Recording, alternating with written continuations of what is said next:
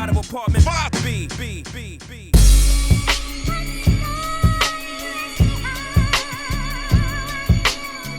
You're now tuned into the Apartment 5B podcast, where we chop it up about hip-hop, R&B, sports, love and life. Hosted by Kill.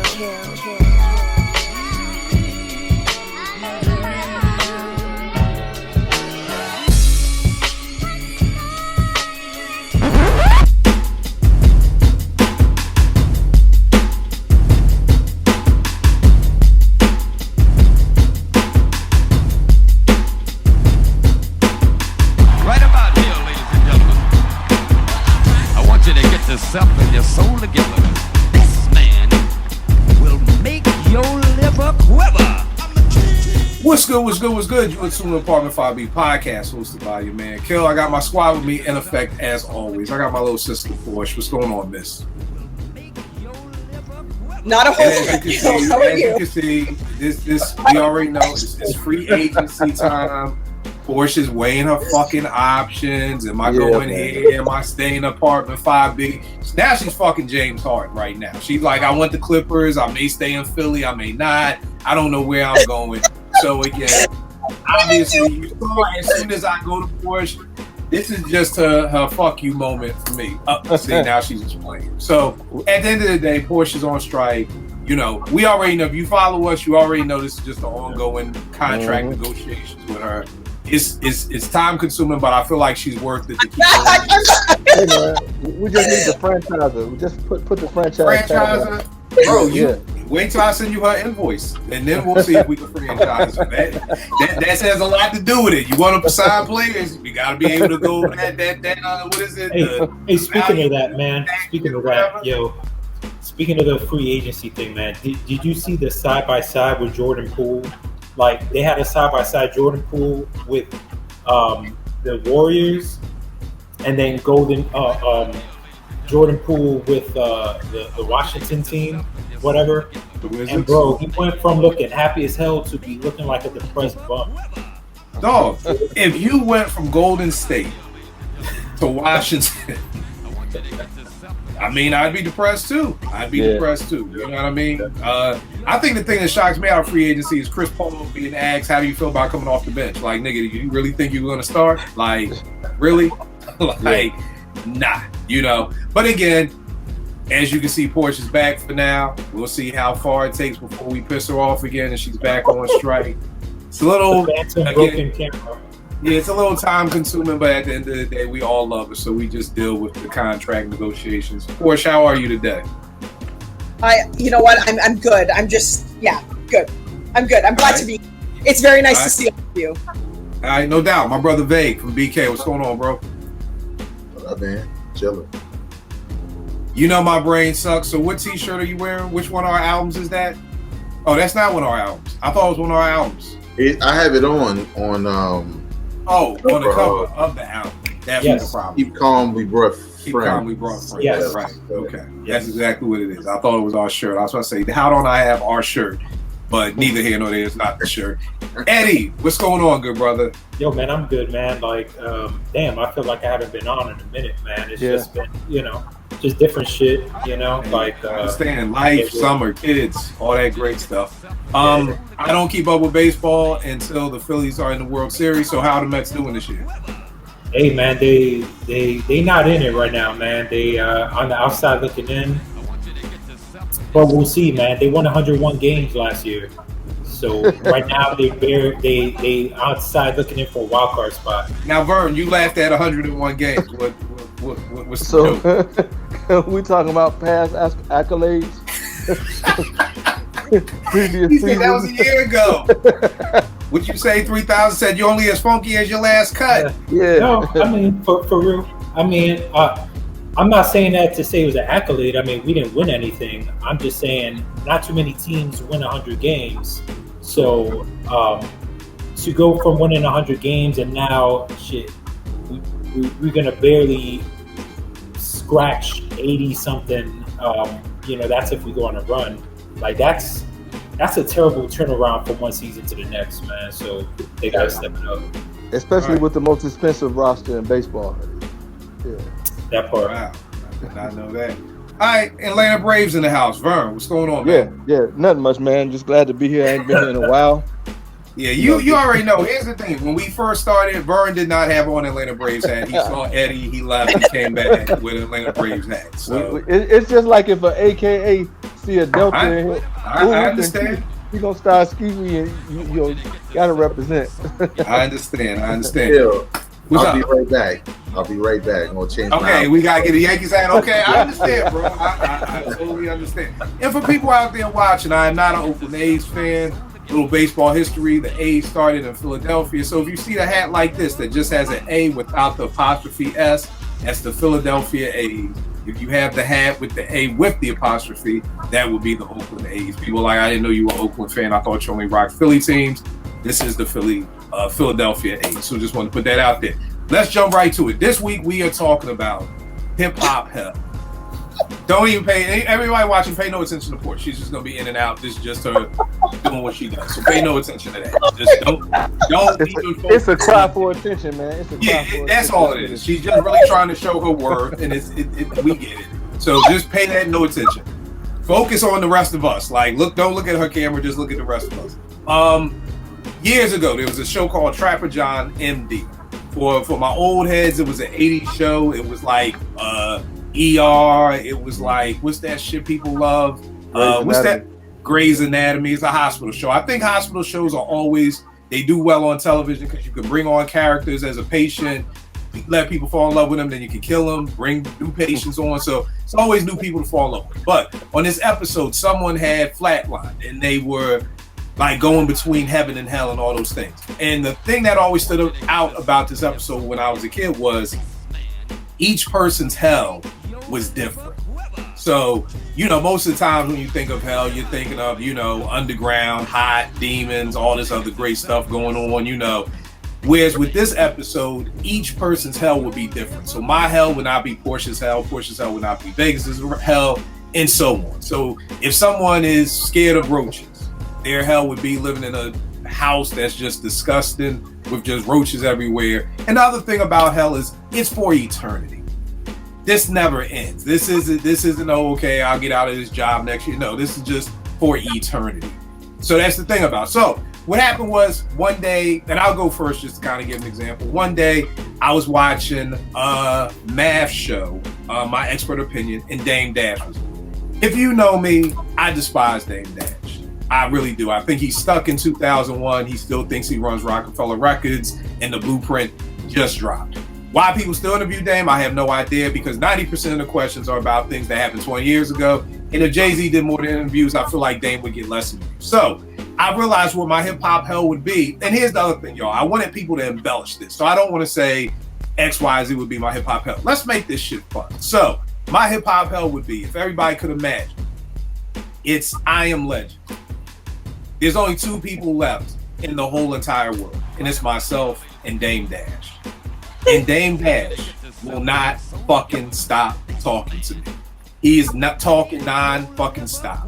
And I'm walking through New York. That's just, y'all seen I Am Legend. There's nothing there. It's just me and Dame. And no matter what you do, he's gonna be there. I stand on the third rail and die. I come right back to life, and who's there talking to me saying, you got a balls? You ain't shit? Dame Dash. If you fucking jump off and drown yourself in the water, when you wake up the next day, guess who's over top of you telling you he pops tags? He never wears shit twice. It's Dame Dash. That's Groundhog's Day. Yeah, it's literally Dame Dash talking to me for eternity. This is never going to end. I can't kill him. I can't kill myself. This is just my hip hop hell of Dame Dash talking to me. Pause 50 times a day. Kill, you don't understand. You gotta be a big nigga. Pause. Like this would just go on for eternity. And I can't kill myself. Like I'm trying to kill myself. I kill myself every day, hoping this will be the time that I really can just die, but I'm dead. And my hell is listening to Dame Dash. It's like that Tom Cruise movie. You kill yourself, you spawn right back to the same point. Great Come movie. right back to the same point. And this is eternity. It's never ending. And Dame never shuts the fuck up. That's the other kicker. It's not like we can just sit down, Dame. Can we just sit down and have dinner? He's never going to stop talking for eternity. So that would be one of my many hip hop hells. Porsche, I think I know. I have hip hop hell. I have to start with it. I think I know, but I can't wait to hear how you embellish this. So Porsche, It would be what is one of your hip hop hells? Drake. Anything to do with Drake. Listening to Drake, having to deal with Drake's hair, his face, his smile, His hair? stupid What is his like the melodic crying, his like I don't listen, I just cannot with the like I cannot be this man's like listener. I cannot be a listener of this man, and I just feel like he just will never shut up because, and this is probably the hip hop gods getting mad at me because everybody loves this bozo, but I honestly, like, I can't imagine having to deal with his music, his voice, his like, I don't know, his like whiny, his cornball behavior that like no amount of money in the world can fix. That would be an absolute hell for me. So Drake. I envisioned your hell to be more so like Drake is taking you out on a date. Listen, it's Drake talking to me, taking me out on a date, trying to be in my proximity, vicinity, like anything within a 400-mile radius of me would be my hell. Yes. Or yeah, see, if I'm God and I just want to mess with you, I'm making it so that Drake picks you up, you're in the car with him, you're sitting at a dinner table with him, and and you know what he does? He keeps singing Hotline Bling to you. He's like, hey Porsche, what do you think of this song? And he sings Hotline Bling to you. And again, this is for eternity. So every day is going to be Groundhog Day, and as soon as the date is over, guess what happens again? He's back at your doorstep to pick you up again and to sing another song to you. Every time you get a new song.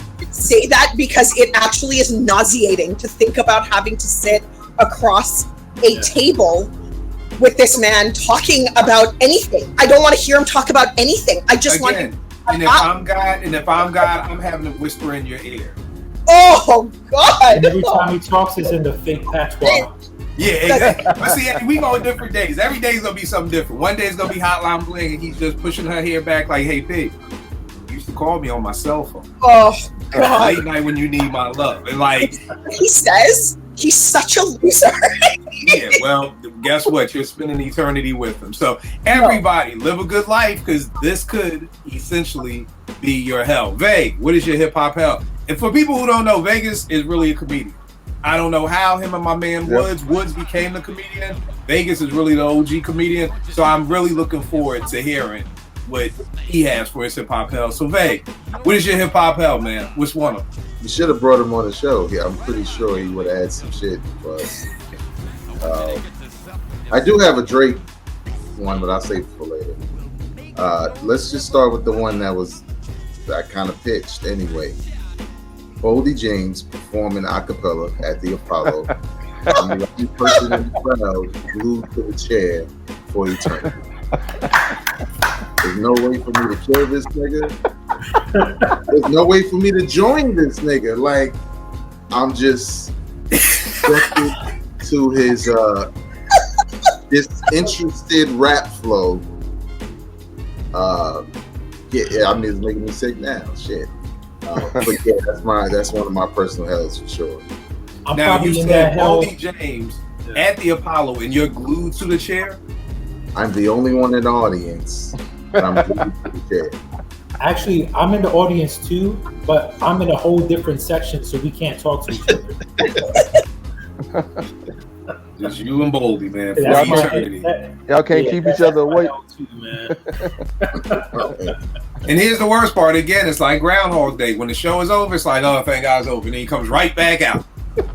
Just with the same and look, sadness. he's also looking for crowd participation. And I just keep yelling that I'm the only motherfucker here. Get out of here. Does the show tickets come with toothpicks to hold your eyelids open? Oh, God, man. Yo, it's so funny.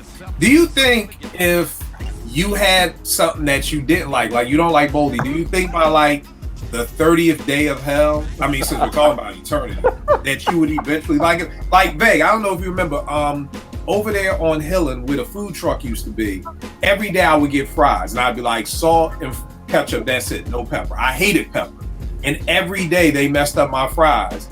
And after a while I started liking pepper because it was just like, I didn't feel like standing back in line to do it. So eventually I just like pepper now. So do you think eventually maybe by the, I don't know, 8th month of having to sit through Boldy James, you'd actually kind of be like rapping along with it after a while? I don't think so, because I'd be insane by then. That wouldn't be a sane move. That would be a way to try to save myself. Right. Join him. Right. But you can't join him because you're glued to your seat. Because I'm glued to the goddamn seat. Now, I will say this. It's not that I hate him. I just don't see how people like him.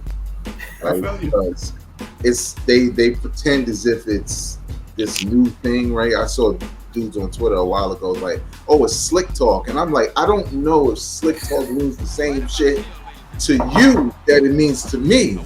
But Right. these zombie ass niggas rhyming is not a good look, not for me. Right. Even though, shout out to Yinks, he suggested an album that he think I would actually like from Boldy James. So I'm gonna attempt, not in the gym because I'm not trying to kill myself. Bro, I said the same thing. I can't listen to no Boldy while I'm driving. Like, nigga, I can't drive from Maryland to Philly, nigga. I'll be in the ditch by the time we don't even get over the fucking bridge before I'm dead. Like, we ain't even in Baltimore before I'm like pulled over. So I feel you on that. Eddie, what is your hip hop hell, bro? All right. Starting with one. I got a bunch. All right. So here's a scenario. Sampling is banned in hip hop. So producers can't sample anymore.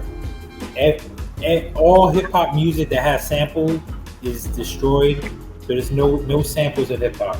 Somehow, Swizz Beatz becomes the world's most popular producer, and all of our favorite artists are still making music, but it's all produced by Swizz Beatz, and that's all that's out.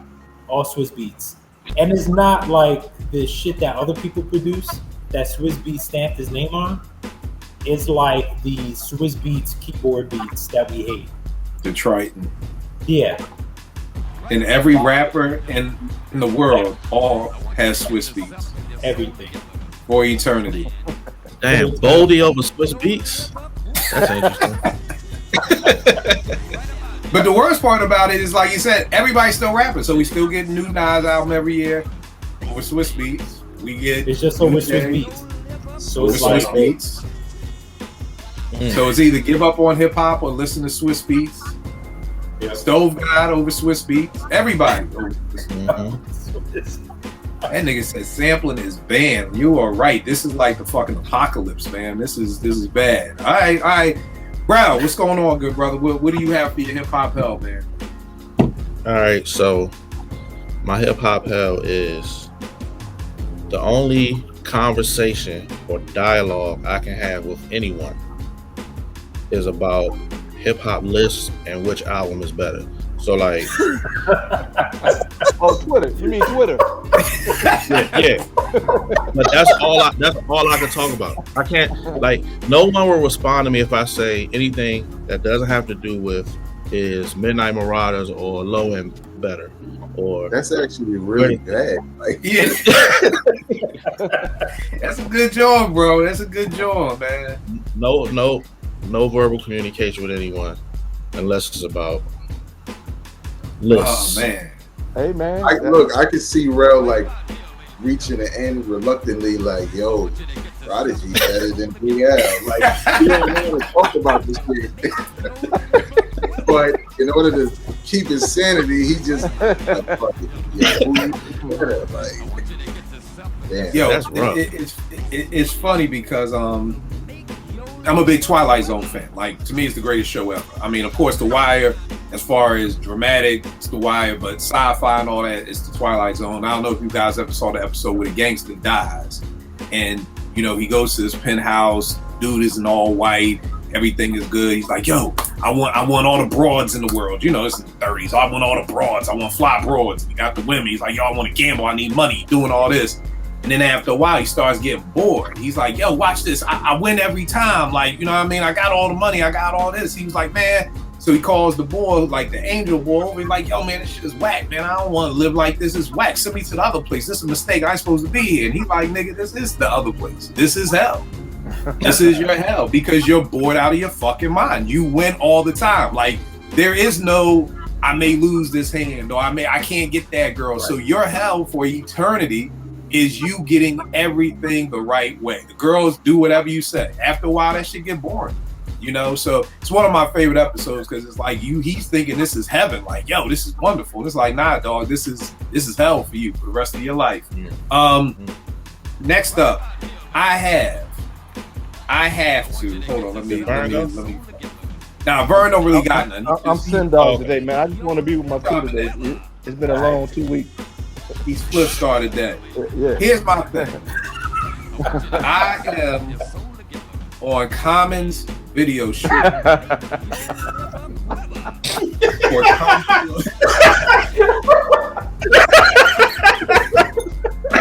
don't even know where this is going, but go ahead. I am on Com's video shoot for the Come Close shoot. I knew it. I am the person who has to do over and over again for eternity. And he's being like real specific, like, nah, I don't like that smile. I need that smile to be bigger. And it's like, nigga, this motherfucking chick ain't even deaf, nigga. She just acting like, nigga, the smile don't have to be bigger. And he's like, nah, man, but I need the cue card bigger and I need it like this. And it's just like, oh my God, nigga, this song is whack as shit. This album is whack as shit. The whole concept is whack as shit. Like, nigga, like, no. And here's the hard part too. I'm also like an assistant on the video set. So I have to get his clothes like ironed for him, like and shit like that. You know what I mean? So you know he got the little dumbass hat and a little tight green jacket, and like if you watch the Come Close video, I'm sure most human beings haven't seen this in years. Watch it and look at the bell bottoms, and I have to iron all this shit and the crochet. Yeah, the crochet, and I have to do this every day for eternity. So I make all the cue cards and the video shoot is done, and nigga, it's right back to making these cue cards again.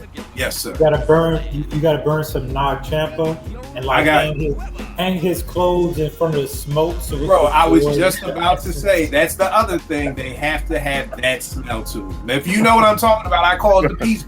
If you were my age, Howard, in 93, 94, that Peace People smell, I don't know what the fuck it is, but they have a smell. It's a very distinctive smell. And it's not bad. This isn't a shot at Peace People. This shit smells good, but it's a distinctive smell that someone like I can't get. I think if you don't have locks, you can't get this smell no matter what you do.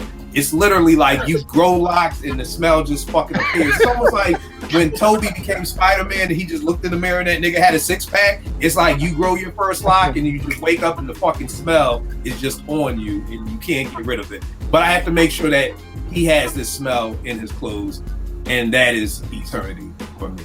So there you go. Porsche. Wow. Oh my God. What's up next? I'm gonna try and fix this while I talk, but my next one is another personal hell of mine would be that I have to interview and talk to, and the only person I can actually interview or talk to, like much like Rel, is Fat Joe. And I have to ask him about his opinions on various things, such as who is the hip hop equivalent of Quincy Jones, or what is your take on Jay-Z and Beyonce and Tory Lanez? Like, it would just be the absolute worst ever. That's my personal hell. And the only thing that I can talk about is all of the things I find out from Fat Joe's opinions, and that's the news that people get from me. Yeah, well, you and DJ Khaled, since he's the new Quincy Jones, I'm sure it would fit right in place with your spirit. Honestly. Yeah, that. You know what? I feel like this. Everybody watching, you should live a good life. You know, because this literally, God is listening. This could be your hip hop hell. It's almost like Vern on The Wire when they said McNulty, where don't you want to go? He left the boat. Exactly. In season 2, where was McNulty? On the that boat. So you may just want to live a better life to make sure none of these things come true, because God is listening. Vay, what do you have up for your next one, good brother? All right. So this is where you tell your kids you can't watch this part of the show. Okay. My personal hell, it's a double entendre, is watching Cardi B twerk through a bulletproof glass window for eternity, but I can never go home. And that's just it, for eternity. So for those who don't know, I'm just going to explain it, right? Yes, I am married, but I can never go home. So now I got to watch Cardi B twerk through a glass that I'm probably going to try to break at some point. That you can. Because I know I'm never going home. So it's a personal hell. I should add to that, she's also talking. Talking. I was going to say that. I was going to say that. Yeah, you got to put that in. Right. She's also talking the entire time. She's giving you financial advice too. She's telling you how to diversify your funds and how, you know, how your mortgage and when taxes go up and everything like that. Right. Yeah, that would be rough. That would be a rough one. That would be a rough one. Yeah. Eddie, what you got up next, bro? All right, man. So, you know how when you got movies and TV shows that have the narrator, right? So in this personal hell, I'm going through my day-to-day, my daily life with a narrator, and that narrator is Questlove, and he is narrating every detail of my life, every mundane detail, and doing the Questlove Supreme thing, where he's trying to be the smartest man in the room for every freaking thing I encounter. It could be something I glance at, and he's gonna explain the shit out of it to me. Nigga. Every single day of my life. I'm not mad at that. Vern has always told me how dope Questlove Supreme is. I just can't sit through it. I've tried numerous times. I can't. I've even tried to time it to where I see him talking and I can fast forward and then stop. I don't even want to hear the fucking question. You know, I know context clues from what they're answering. I'll get that. I can't do it, and I stopped. I think it was when Diamond was on there, and the young lady who's on the show who has absolutely no value to the show. That's my hell. It's watching her. I'm like, yo, between her and Talib's co-host, I swear to God, I thank God for Portia every night. I really honestly do. But she asked Diamond a question and Quest answered it. It's like, nigga, like, how do you, like, who does that? So, Eddie, I'm with you 150% on that. And before anybody says anything about me hating Questlove, again, remember, I own all his books. I support everything the Roots do for everything they've done to Philly. So before anybody says shit, show me your fucking resume. Show me all the Roots shit that you own and all the Questlove's books before you start talking that bullshit. Yeah. Well, and likewise, and real quick, and likewise, like bounce off what Kill was just saying, I can take Questlove in small bites. What I'm saying is my hell is like, he will never stop talking. Yeah.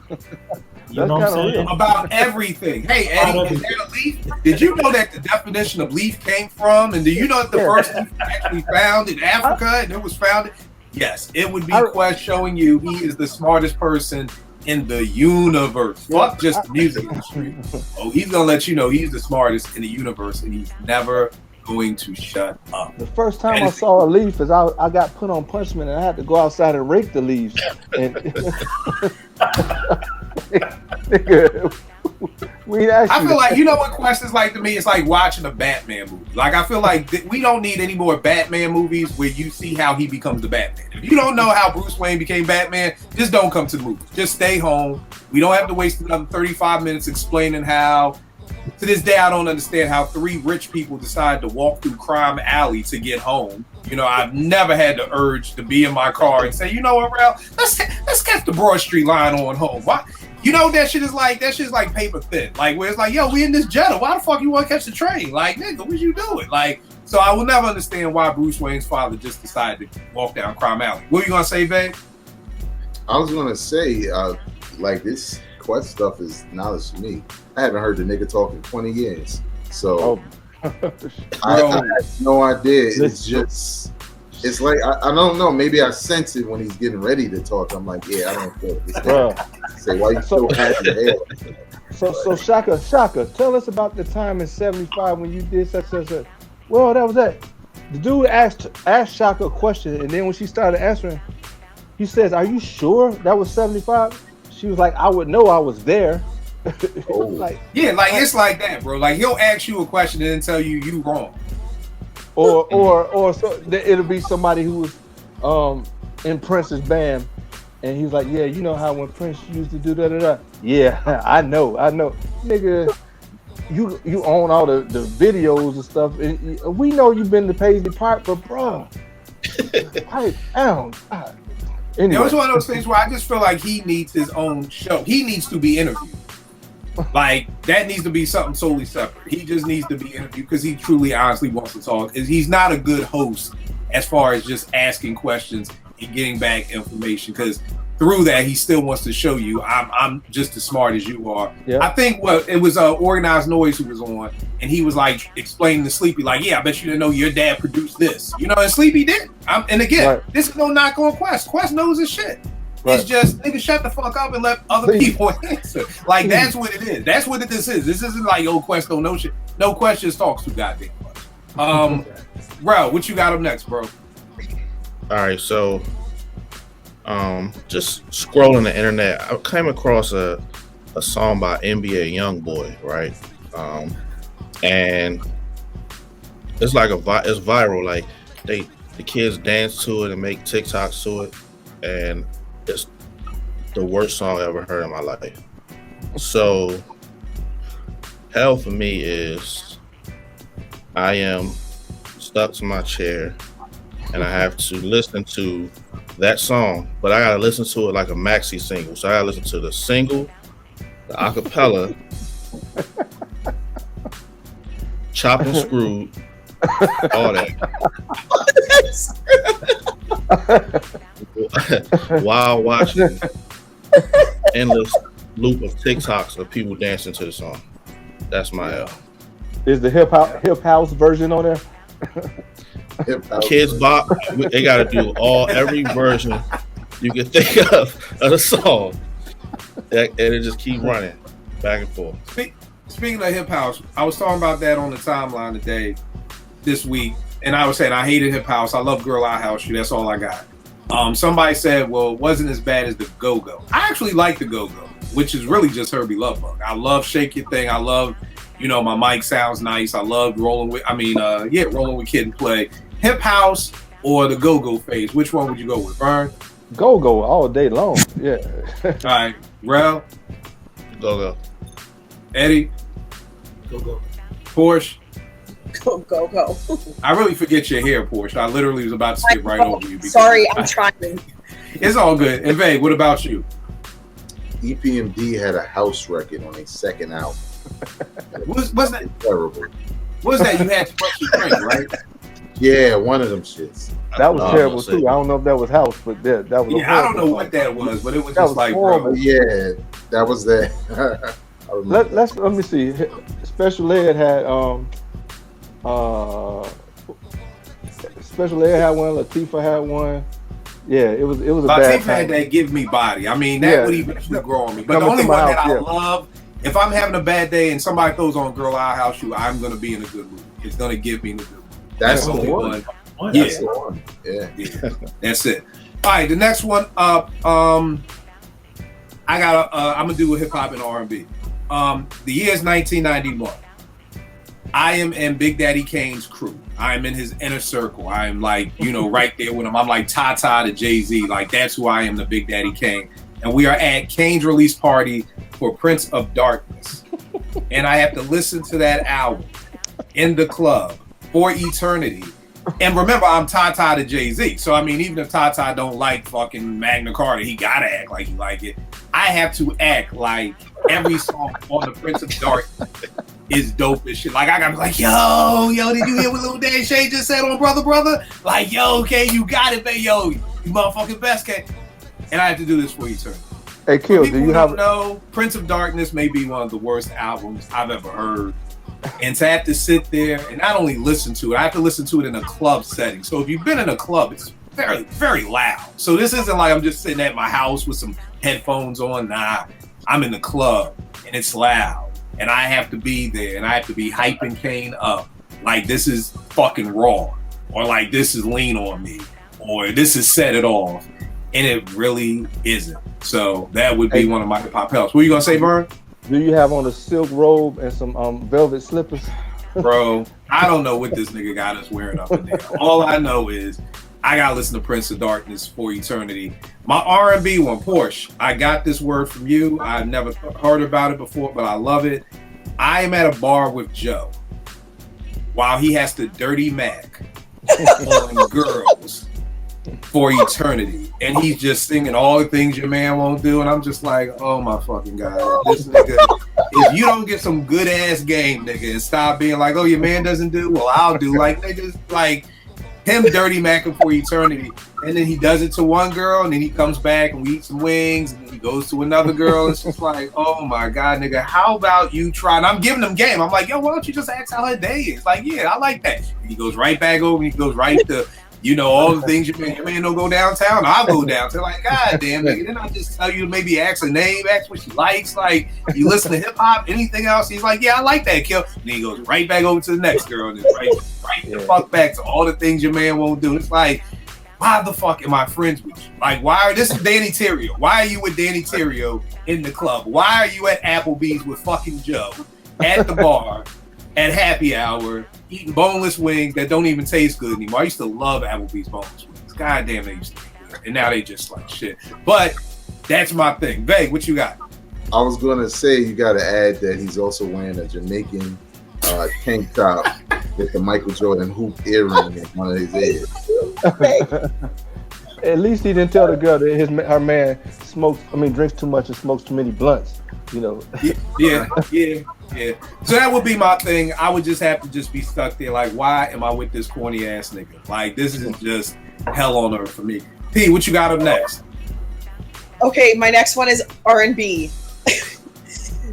My personal hell would be that I have to listen to Tyrese talk about everything that he does in a day, what he's gonna record, what he's gonna buy, and he's on a shopping spree, and he's asking opinions and not listening to anybody. And not only that, he's also writing an effing book, and I have to read it, and I have to be the editor of that book. And every time I try to burn the book, it just comes back to life because I'm in hell. Listen, for everybody listening, Tyrese wrote a book. It is the worst book that has ever come into this world. It was brutal. I actually bought it when I was in. What is this book about? Oh my god, I can't even understand Tyrese writing a book. So what is the book about? Oh my god, his book is about his life. Like, it's like life lessons by Tyrese, like what he's learned. I can tell you that he does give an anecdote at the very, very beginning of the book. Like, I'm talking like this is like 3 pages. Like it's like before it leads into the actual chapter. It's like like a foreword almost. And he gives this it's a very dope story, but it's only 2 pages long, and the rest of the book is so bad that on page like 10, I put a sticky note that says, never read this book again, all over it, inside the book, on the either end, and I want to burn it. Like, I've never burned a book in my life, but I want to burn this book. Like, it's so bad. It's funny you brought up Tyrese. When I have a lot of work to do, I always put on my headphones and I listen to slow music. And I love Lately off of his first album. I even love the joint Shame he had. Like, I think maybe on his last album. Like, I love Shame. The one with the coke where he's on the bus. What song is that? Sweet Lady. And I'm listening to this. I'm like, yo, what the fuck happened to this nigga? Like, he just started going crazy. And then he fuck up Dre's deal. Like, he was on IG Live and Dre wasn't supposed to say he made the deal, and Tyrese was in the video. Like, he didn't mess it up, but he could have.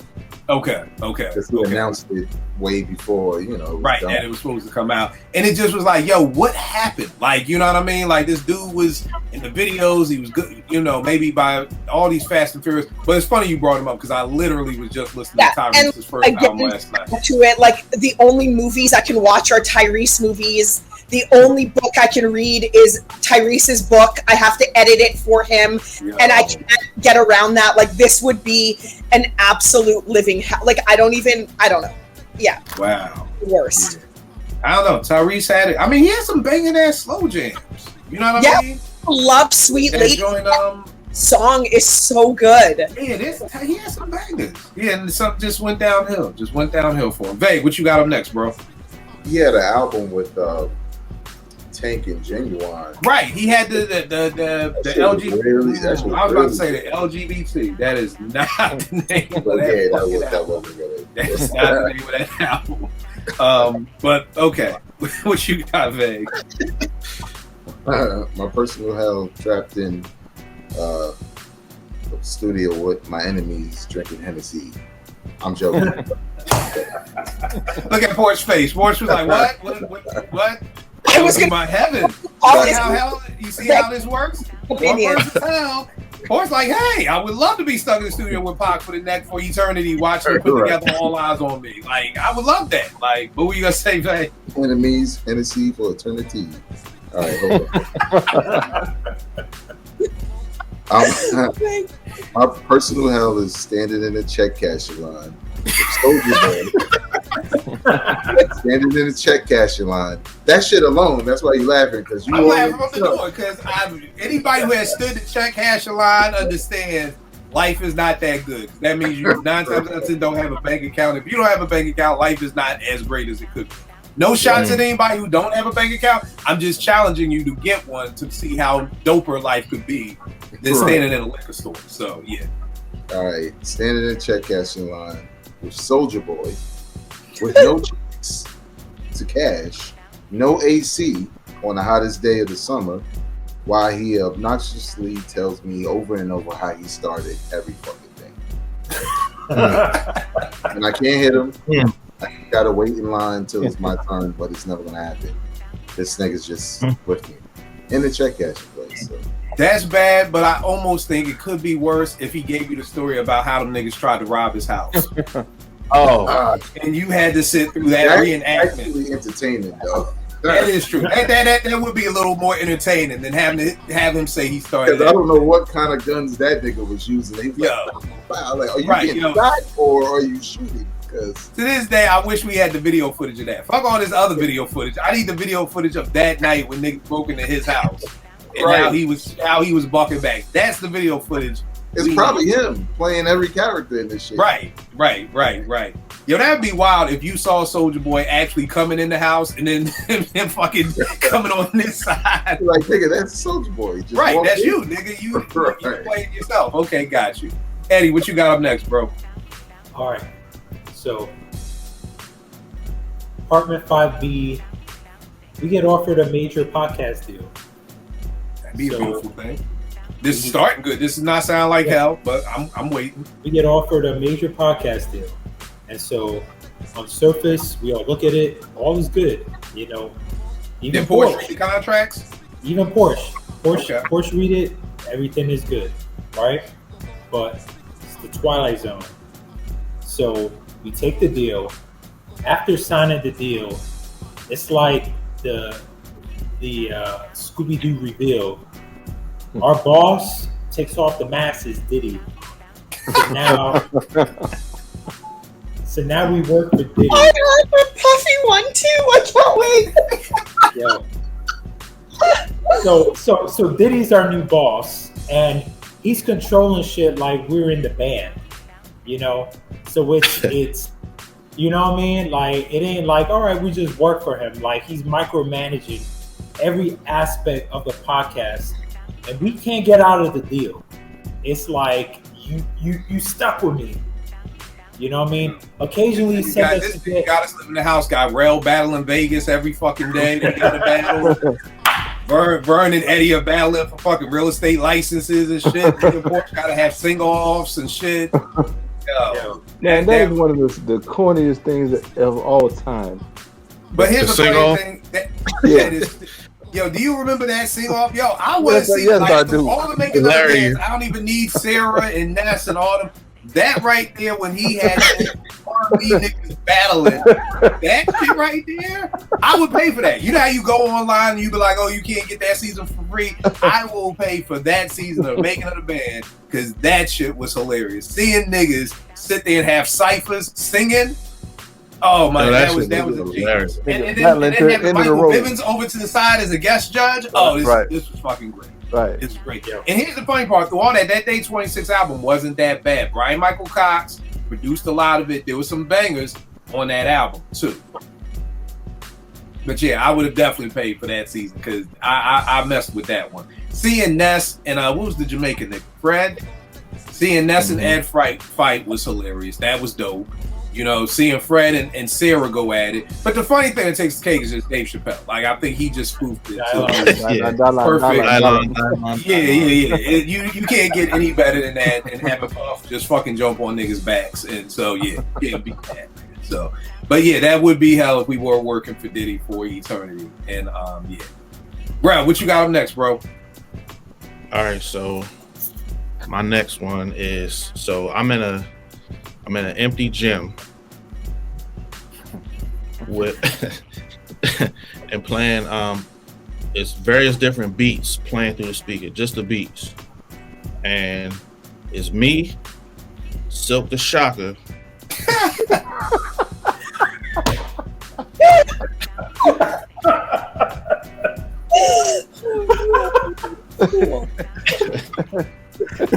and Jim Jones. So Jim Jones, Silk the Shocker, and they are battling over these beats. However, every time one of them go off beat, I gotta do 50 push-ups.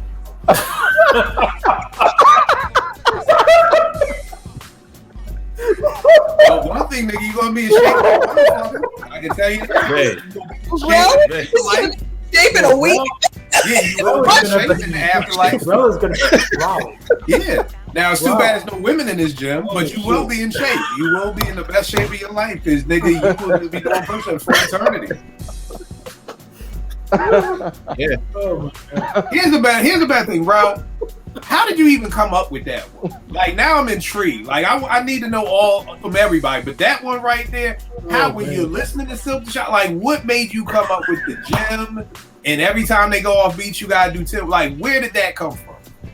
It started from the argument I had with somebody about Jim Jones' diss, and I was saying that he was fighting the beat, like he was not on beat at all. And it got me thinking, who else is really? Because me listening to that over and over again would drive me crazy. I said, "Oh, the King, Silk the Shocker. Like, he don't even try to be on the beat." That nigga said the King. The King of not saying Silk the Shocker. No, they're so every time they get off beat, one time 50 push-ups. Oh, so boy. I'm just gonna be doing push-ups all day. That would be crazy. But no chicks around. Yeah, and that's the thing, is no chicks around. The next one I have is, I'm an up-and-coming video director, and they give me the opportunity to shoot this video, and it's like, yo, if you do well, you know, I don't know, I'm in hell. I'm thinking that, you know, this upcoming, but this video has to be perfect. If this video has to be perfect, I'll be the fucking next, you know, fucking who did Belly? I'll be the next Hype Williams. I'll be that dude. But the video I have to direct is Vanilla Ice's Ice Ice Baby. So not only do I have to listen to Ice Ice Baby, I literally have to coach him. Like, because in my mind, I have to have the best video to get the promotion to be the next Hype Williams. So I have to literally be like, no, do the dance like this. Like, I have to push him through this entire video, and he's offbeat, and he's on. And I have to listen to Ice Ice Baby on repeat, cut, you know, action, all of that stuff. I have to edit the video. I have to turn the video in, and I have to just do that for eternity. I hate Ice Ice Baby. I've always hated that song. That shit is just like, it's almost like, you know how people scratch their nails on the chalkboard? Like, it's like that for me, having to listen to Ice Ice Baby. So that would definitely be one of mine. And then on the R&B side, this may not even be bad to other people because I've found out through life that some people actually like this shit. I don't know the year, but me and T are at the house. We are super excited. We can't wait for this. Lauryn Hill's Unplugged. And it came on, and we watched it, and at the end we were just like, yo, what the fuck did we just see? And again, I know some people out there liked it. We hated the shit. It was like, yo, that shit is the worst shit ever.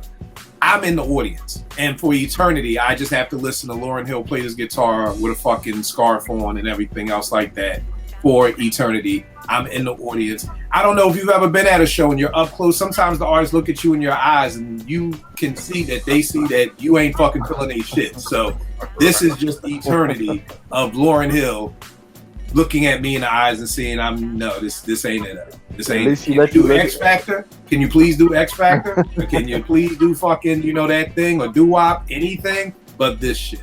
So that would be hip hop hell for me. P, what you got up next? Okay, another one of my hells is I have to give a speech, and that's like my job is giving speeches. But Noriega is there and every second word. So I have to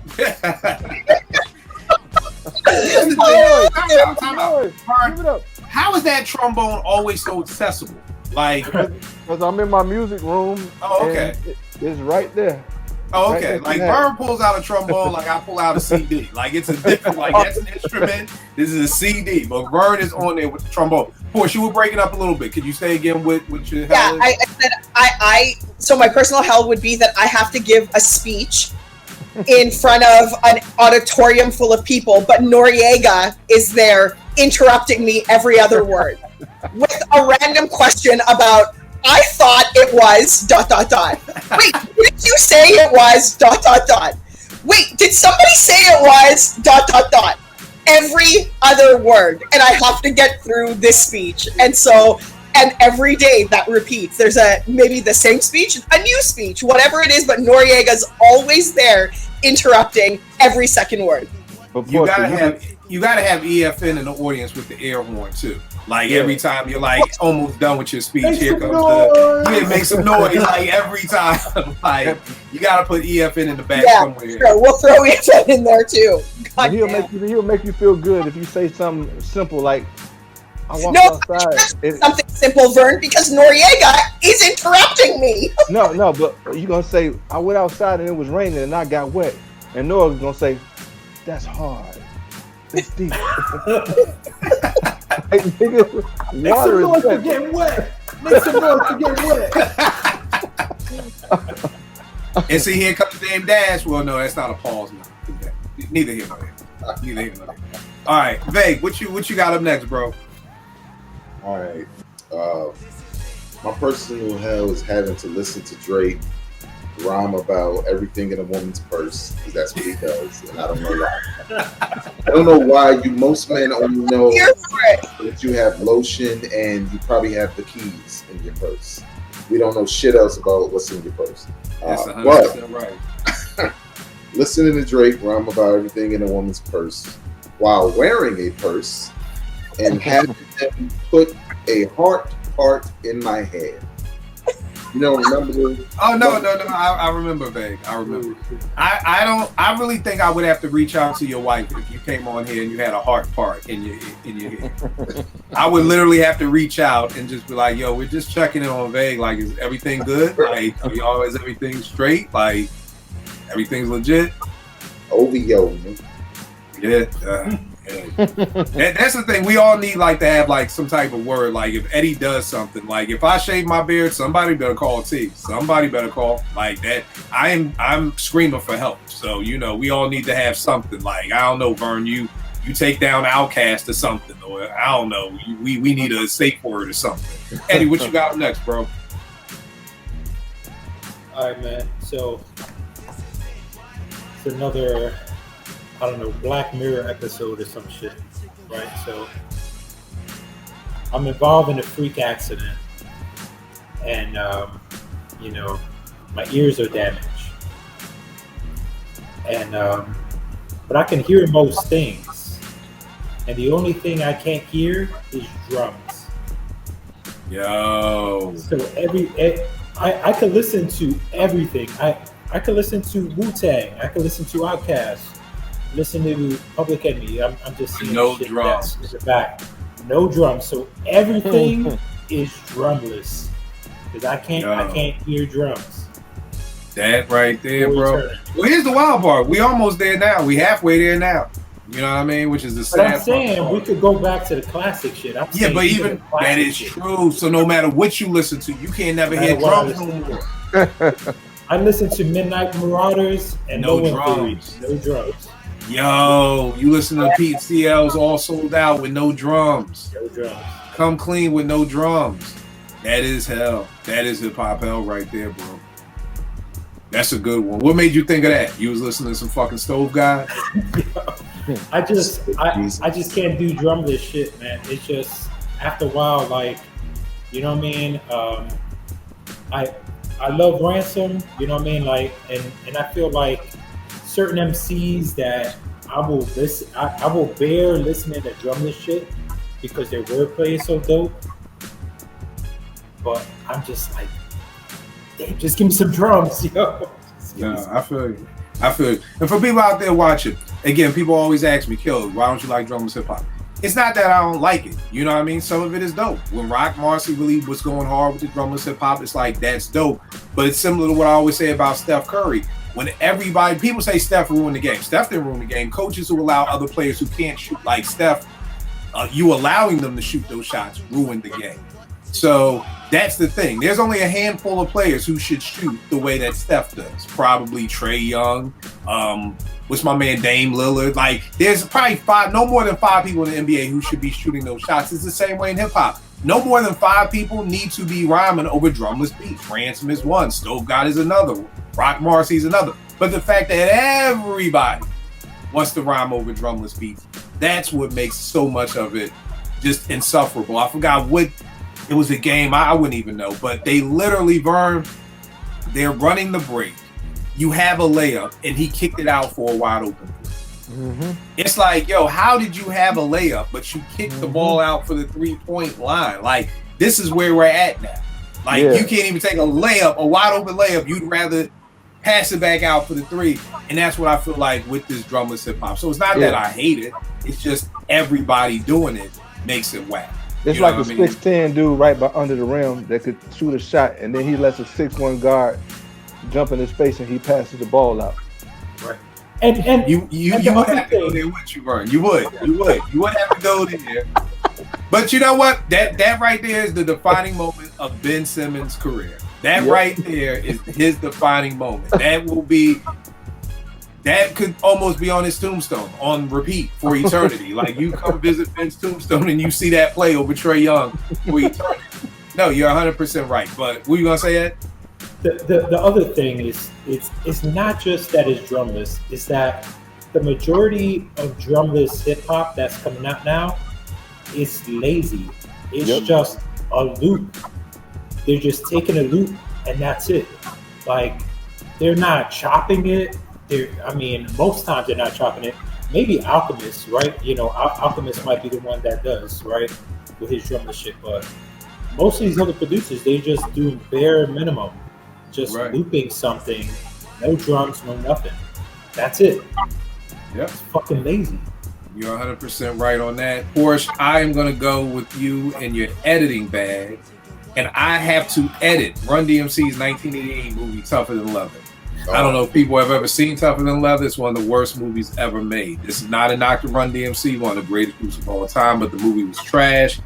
And I have to edit this movie, so I have to trim out all of the fat to get it to the correct viewing time, and then having to watch it and having to do this for eternity over and over again. To have to start with the whole 3 hours of footage and trim it down to 1 hour and 20 minutes and continue to do that for eternity, that would be a living nightmare in hell for me. If you've never seen Run DMC's Tougher Than Leather and you need a good laugh, please listen to it. Please watch it, but do not expect anything great from fucking Tougher Than Leather, because you're not gonna get it. It's just not gonna happen. Pete, what you got up next? Okay, this is my Puffy one. My personal hell would be having to work for Puffy, but then the only way that he can mobilize himself, so his walk, his run, his any time he needs to get up, it's the way he dances in videos. So he's always doing that. And the only communication he can say is take that, take that. So I have to work with this dude. And this is how it has to go down. So if I need to go somewhere with him, he's dancing there. If he's telling me to do something, it's take that, take that. The whole time. I would I actually think people- see that. Yeah, that's the thing. I think, well, see, from the outside looking in, I think it would be entertaining. Now, you being in there, that I get that hell. But I'm with Vega. I would love to see this dude just do that Puffy dance. I mean, after a while, we get tired of the shit, which is why it would be hell for you. But for us, we're looking at it like, yo, this shit's kind of fucking funny. But yeah, I'm feeling you. It would be hell. Oh my goodness, you guys think it would be entertaining? It would be a living night. It would be entertaining to maybe watch once. Now, for eternity, no. After a while, we get tiresome. But in the beginning, I could watch a half hour of that. Yeah, I think that shit would be funny as hell. Like, and you be like, yo, fuck, we gotta get these contracts signed. Take that. Like, it would be funny in the beginning, watching it. Like, now being in it, it'd be a living hell. And then again, I'm only giving you 20 minutes. Yeah, but he can talk to anybody else. It's just when he talks to me, it's only take that. That's it. Like, I don't hear anything else come out of this man's mouth, and he cannot move without dancing. That's my living hell. Hey, at least he's not making you walk to Brooklyn for cheese. Hey, Pork, can he rap in that that voice he used on Supercat? Dolly, my baby. I know. Oh God, he's so true. Here's the wild part. I actually forgot Puff was in Monsters Ball. I was just like watching TV the other night, and I'm like, yo, this nigga was in Monsters Ball. Here's the bad part, y'all. I totally forgot. I've never seen Monsters Ball, which is crazy because I called it trash on the timeline, and people was like, damn, that's kind of harsh. And I'm like, fuck that movie, it was whack. I never saw the movie. I just saw the sex scene. That's all. I'm not even gonna lie. It's like Purple Rain. I just went straight to Lake Minnetonka. I just saw the sex scene. That was it. Okay, thank you, bro. Too. Like people, my pastor would say in church, hey, just wink. Your wife will never know. So yeah, I just saw the sex scene. Never watched anything else. So I'm watching this. I'm like, what the fuck? Puff is in this? Like, I had no idea that this man was even in this movie. And I'm like, who cast it? So Puff Daddy is in an Oscar award winning movie. He wasn't bad. No, I'm not even saying he was bad, but I'm just like, I had no idea. So, Yeah. It's like you turn on the movie and I'm like, fuck is Puff? And then I hit the info button. I'm like, Monsters Ball? Like, what the fuck? Well, look, that movie's cast is crazy anyway, because is it Most Definite also? Or is that another? I still haven't watched it. I still have not watched this entire movie. So who is Diddy? Is that Halle Berry's husband? I think so. Yeah, he's on death row. Yeah. He's on death row. in prison. Yeah. And who's the fat kid's dad? Shit, that was like 20 years ago. Who was that? I don't know. There's this fat kid that Halle Berry keep fucking with. She like, you fat motherfucker. You like, he like hiding snacks and shit. Mm-hmm. I can't remember. I don't know. I just need to watch the movie. All I remember is the one scene you saw. Because I was like, outside the sex scene. I need to watch the whole movie. It's a website that my daughter goes to. You can watch the whole movie without watching it. It breaks down everything. So you don't put yourself through that. I'm gonna find out what it is and send it to you. There you go. I appreciate it. Really depressing. P, what you got up next? No, vague. Oh, I'm sorry, vague. What you got up next? Well, I actually messed up because I just started writing personal hells, and I was like, this isn't hip hop. So Hey, like being stuck on a goddamn BART train from Jersey to fucking New York every guy. Yeah, I just started thinking about celebrities. So, a personal hell, having Scottie Pippen stand way too close to me on a crowded train. That's on loop explaining to me in my ear why LeBron is better than Jordan. Oh God! And I'm a LeBron fan, and I just want to say, yo, shut the fuck up. Like, here's the great part. I thought he was going to be explaining to you why his wife really got with Marcus Jordan. I don't know, maybe because I don't really give a shit. No. I feel you. That shit was just hilarious. Yeah, I'm with you on Scottie Pippen standing next to you. Yo, because I can see him talking to you, breaking down all the reasons too. Right. Especially with that hair dude. I'll be thinking like, I don't want to be seen with you, nigga. Get out of here. So. Yo, the sad part about Scotty, y'all remember when he had the baldy and you saw all them lines in his head? Yeah. Yeah. Not a good look. Hey, just Google Scottie Pippen bald and you'll see what we're talking about. I remember it. Oh, okay, you do remember. Okay. I do remember it. Yeah. Back straight scrotum waves. Scrotum waves. What you got? Scrotum waves. What you got next, Stanley? All right. So I was just thinking about. So I'm gonna have to make this PC because I was just thinking about it. But my personal hell would be wake up one day and every woman sounds like Cardi B. Not only sounds like Cardi B, but talks like Cardi B. And every dude sounds and talks like Lil Wayne, right? So you're talking about everybody, no matter where you go. Everybody, no matter where you go, right? Everyone. So what I'm saying, like, is it may not be politically correct anymore because the LGBTQ plus. So whatever you identify as, that's what you sound like. All right. Okay. And maybe you sound like a comment. I was on the pause because I'm like, let's not go there. I'm trying to get banned yet. We're not Dave Chappelle, so let's not get banned yet. Whatever you identify as, maybe you sound like a combination of both. Whatever, man. But that would be my personal hell because, like, I would probably try to stab myself in the ear, but I would not lose my hearing. That would be the personal hell. It's like. Yeah. My hearing would just come right back. So does Cardi B really sound like that? Like she really talks like that? Like that's not an act? No, she really talks like that. Yeah, that's how she talks. Offset's a good man because I don't know if I could hear that just for eternity. And everyone that talks like Lil Wayne, they're constantly saying that F is for something. Yeah. Everything. Yeah. Constantly. They're coming up with new shit every second. Where was Cardi B? Where did you get that from? Was Cardi B on a commercial? Was it the Offset McDonald's commercial? Yo, dog, I can't take that shit. Like, you know, yeah, like in bites, but yo, after a while, man, that shit gotta grate you. That's why, yeah, Offset. It's amazing to me how big Cardi B has gotten based off of Love and Hip Hop.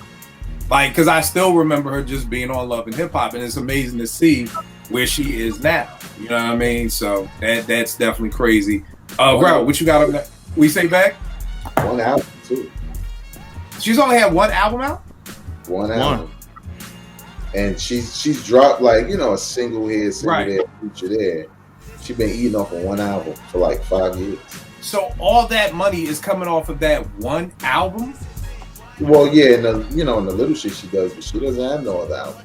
No I would have never known that shit. I would have thought she had 5 albums by now. No, she a feature queen. Wow. Yeah. Okay. I guess that feature bag is great. Rel, what you got up next? All right. So I got a Drake one.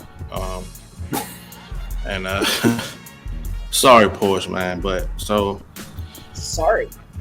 You may be in this. Yeah. So me and Drake are best friends, and we're on an endless double date. Like we're on a double date with these 2 chicks, but it doesn't end. And his date is Porsche. Oh my God! Well, I hate. And my date is Candace Owens, and so. Oh my God! Listen though, the stipulations though. Me and Porsche, we know each other, but we cannot communicate without involving them 2, right? Drake, his whole dialogue to Porsche over and over is him reciting Boys II Men lyrics, singing them, and speaking them in spoken word, and speaking them in like when he tries to talk Jamaican. Okay, the more Ralph, the Yo, this is horrible. Yo, so he's singing End of the Road to Porsche, but in patois and fake patois. Yeah. Hey, Rel, that's a strong edible you hit, bro. I want to know what screen that was, Rel. Don't ever have that again. Me and Candace Owens, we cannot talk about anything with politics. We have to debate. Oh. We have to debate politics the whole time. And me and Portia, again, we know each other. We just got to look at each other suffer on this double date. That'll be hell. Definitely hell. Yeah, I would blow my brains out. I'm just. But again, entertaining for a minute. Entertaining for about 10 minutes. Because I would love to watch Drake sing fucking Water Runs Dry to You. I would want to see that. That is for a good 10, 15 minutes. I would be totally into that right there. That's a good one, bro. All right, for me, I have to be Kanye's assistant. So I am this nigga's right-hand man. Like, I am anything he wants. He wants M&M's with none of the red M&M's. I have to take out the red M&M's. I am his assistant while he is recording the Donda album. Now, for people listening, you may not remember the Donda album never really ended. It just kept fucking getting new songs put onto it. Still may get a new song tomorrow for all we know. So I have to be with him from the first writing session. From the first writing session to the end of everything. I've got to sit there through the 28 final version till it's finally done. And then I have to listen to it all over again. But again, I'm Drake. I'm Drake. Y'all got me on Drake. I am Kanye's assistant. So just imagine how much crazy shit Kanye is going to have me doing through this whole process. Kill, I need you to see how much it costs to rent out the Georgia Dome. I want to live there. I want to live there. You want to live in the fucking stadium for a month. Yes. Find out how much. I need this. I need that. That would be a personal hell to me. Probably because I really, really fucked with the old Kanye. When people talk about the old Kanye, I love College Dropout Kanye, Late Registration Kanye. Like, so it also would be hell to me to see this man fall so far from where he was to be who he is right now. That would be a hell to me. P, how many more you got left? Just all right. Share in how bad this is going to be, but a personal hell would be that any new show, movie, documentary would be about Tupac or Biggie, and that's it. And we never get anything else ever. So anything new that's coming out, anything new that's going to be... We're here now. What? They said we almost there now, but the only movies that come out. Yeah, the only movies that come out. Only movies. No, like anything that's going to release is going to be about Tupac and Biggie's life. Like if movie, it's going to be about Pac and Big, or one or the other, or both. If it's a documentary, it's going to be about one or the other, or both. If it's a show, when you turn on Netflix, the new show that's coming out, Biggie, Brooklyn, which we didn't know about Big, about Big's life, a new documentary about Tupac's life, and that's all we get for anything new moving forward. So hold on. So every show that come on, so cartoons, Little Biggie, like that, like everything. Everything is big. Yeah. Everything is big. Of their life aspect, some area, something to do with Tupac and Big. Instead of Fat Albert and the Cosby Kids, is Biggie and the Junior Mafia. Everything is big. You want to know about Pac in Baltimore? Here's a Pac in Baltimore documentary. You want to know about Pac in fucking Oakland? Here's that documentary. And after a while, you just know everything. Yep, that is definitely a hip hop hell. That is definitely a hip hop hell. Vague, what you got up left? Well, now I'm just making up shit. I'm just freestyle. I'm married to Lizzo, and we have to attend. Oh wow! And we have to attend important events, and at every important event, she decides to have her ass out in court. I have to coach her about why doing that at a funeral wasn't the place to do that. By doing that during my job interview wasn't the setting for your ass to be out. That's one. Let me. I had one other. Oh my god, yo, bro! I really thought you said she was gonna bring out the flute too. No, that would be 3 sets. Right. Wow. Oh man. Okay, you are married to Lizzo. All right, Eddie, you got anything left, bro? I got a couple. So this one I just came up with during the show, man. So every day I have to vividly experience Biggie's sex skits. Like I'm in the fucking room. Oh Like- my god. I bet it smell foul up in there. Oh my god. Yeah. So enough said. That's the first one.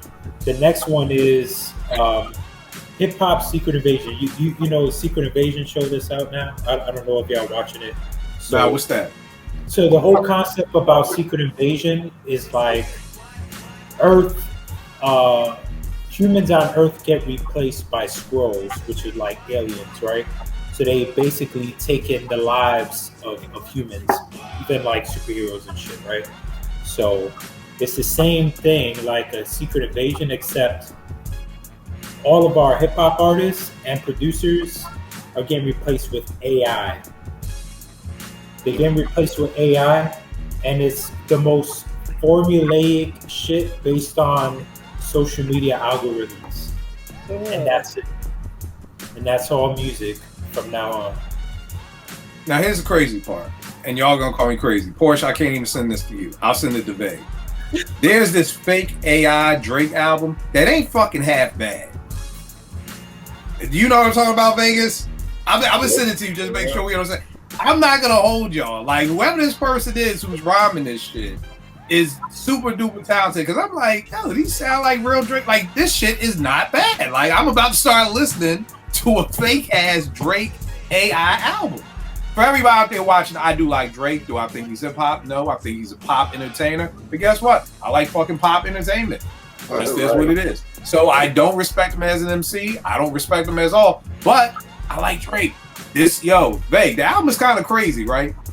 Look, man, it's AI that you heard because they're using his voice, which also captures his inflections, right? And they're just typing in what he would talk about in his. So this is slow. So help me explain, because I thought the AI thing was where you could rap, but then you could filter it to make it sound like Drake. That's not what's happening. Nah, there's different versions of the AI. You can use it for video, you can use it for voice, you can use it for face, obviously. But with the voice, you're basically typing in and telling the AI what to do, and you're giving. Oh, see, somebody had told me it was like you could come out with an album and make your voice sound like CL Smooth. Well, you can. You can pair, like you can take, because they've done it, right? They've taken Nas records and put it in Biggie's voice. Right. Because I heard something the other day. It was Jay-Z, fucking New York State of Mind. Right, but you could go deeper than that and create something original by saying, use this voice, but he's rapping about these things. That's and crazy. Drake has never written, recorded, or nothing. And then they just put it to beats that he would rap over, probably their beats. Right. And I heard a couple of joints, like, people were mad at Timbaland, but when he played that Biggie shit, I was like,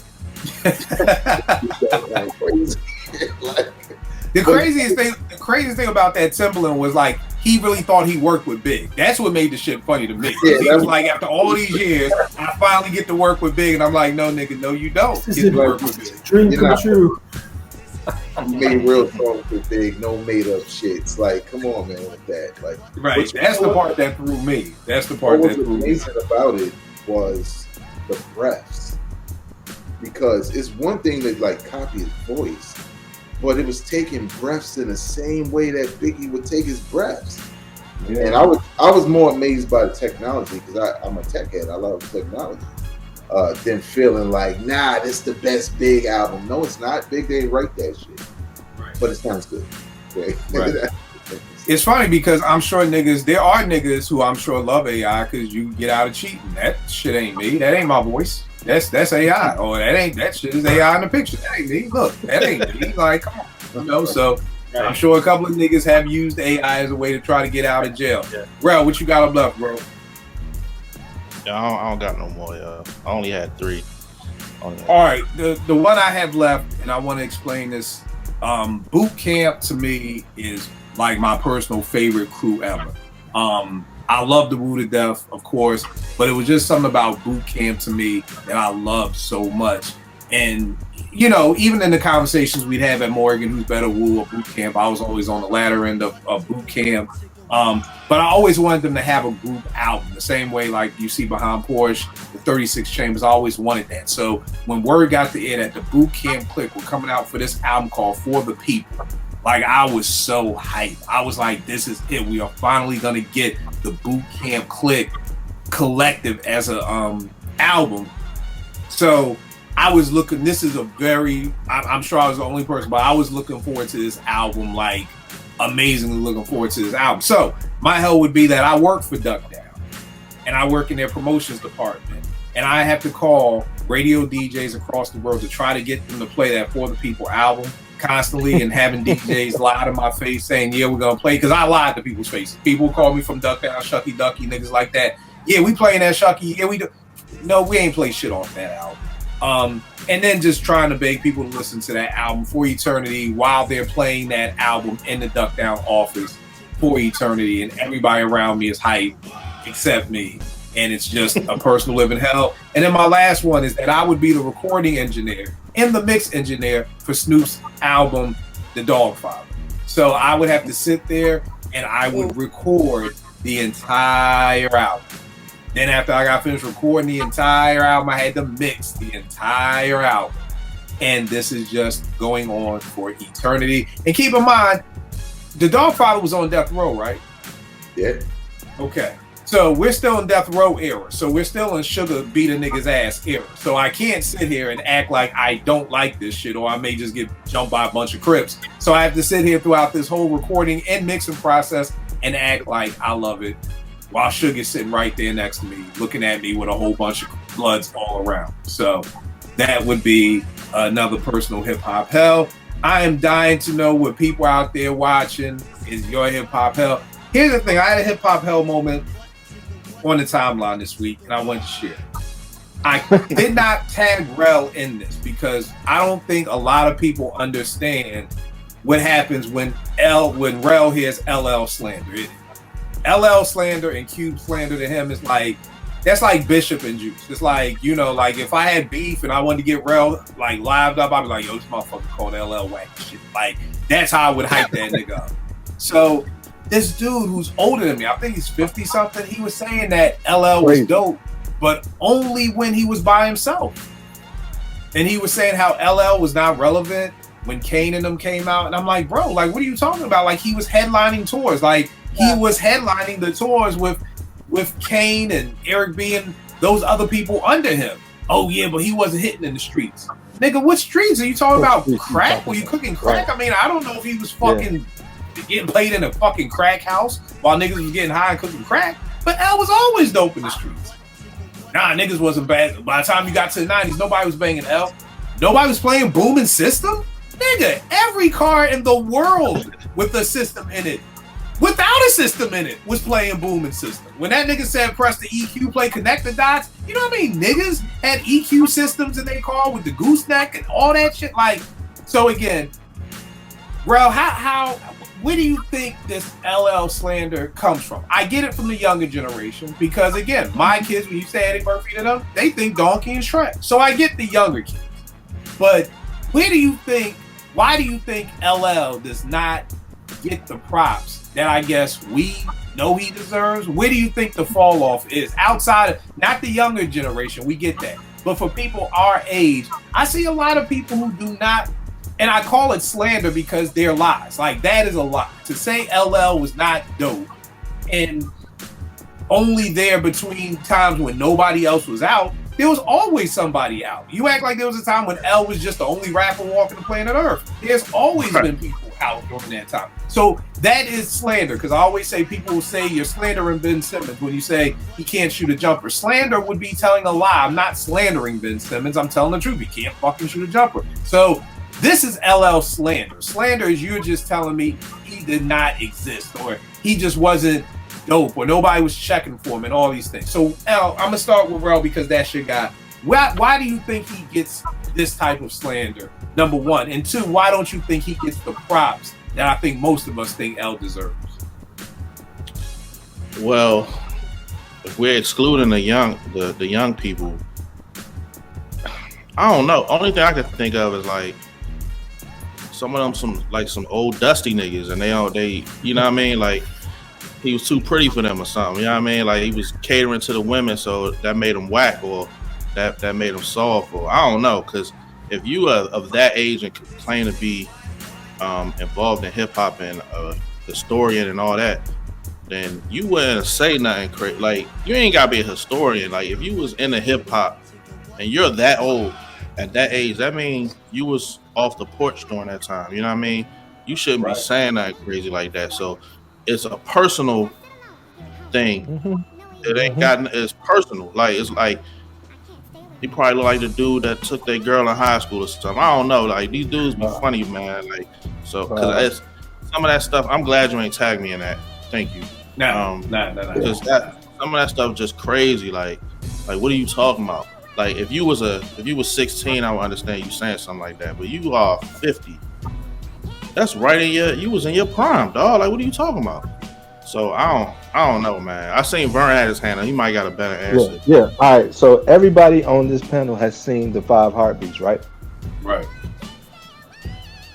You remember when they tried to mess the 5 Heartbeats up and they had them girls going, and old boy hit, oh, and then that chick was in the chair. Just that's what happened to the nigga that said that dumb jump. He was at a concert. LL came out with a shirt off, with his muscles pumping, and he threw a girl a rose when he was saying, "I need love," and nigga ain't bounced back from it yet, bro. And his dad was at the Teddy P concert, and he saw his mom kiss Teddy P while his dad was right there. So it's a long line. He says a lineage. Yeah, it's a lineage of rappers and entertainers taking people in their family. Yeah, man. Porsche, what do you think? Where do you think this LL honestly slander? I think it's the same thing with Tupac, for example. I think that when there are pockets of fans and big pockets of fans, I'm not talking about a few people, there is a very large segment of hip-hop fans that love LL, that recognize LL's contributions to the early hip-hop foundation, that know, you know, his work, his discography is pretty solid. Yeah, there's a couple misses, but who has that many albums and doesn't have a couple misses, right?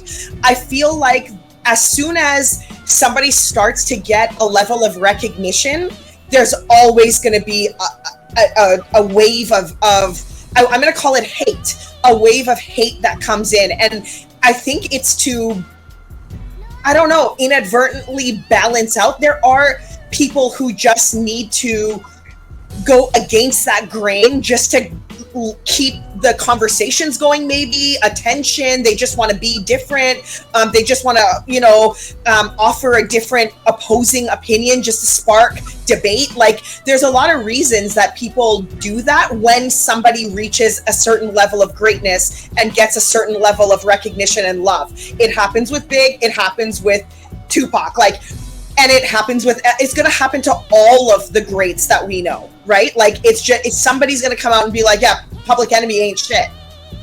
Like, are you kidding me? Remember somebody did say that, and he was like, yo, I'll battle Chuck D right now. Like I'll make a diss song with Chuck D right now. Like Vegas, yeah, this nigga was like, Chuck D wasn't dope. I'll diss that nigga right now. I'll make a diss song. And here's the funny part. This is what I love about my Twitter followers. I never like to say the word follow because that sounds bad. My Twitter people. One of them found, so the guy talking this shit is like a battle rapper, and they found a battle of him losing because the dude had a family photo of the boy. Like, yo, that ain't your mom. Like, this dude. So I'm like, bro, you couldn't even win a battle.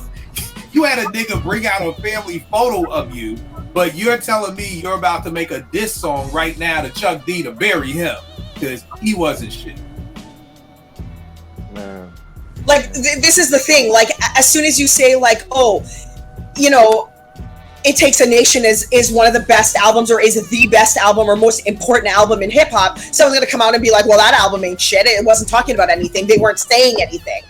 And you're sitting there going like, really? Like, do you have ears? Do you have comprehension? Like, where did you miss that? You know what I mean? Like, so, and I think it's the same thing with LL. I feel like the more people recognize LL's contributions to hip hop, and his contributions to hip hop, like Rock the Bells Radio and all that he's doing in hip hop media and all of that still, yeah, there's going to be hate that follows. And it is hate. I'm going to call it hate because it's misplaced.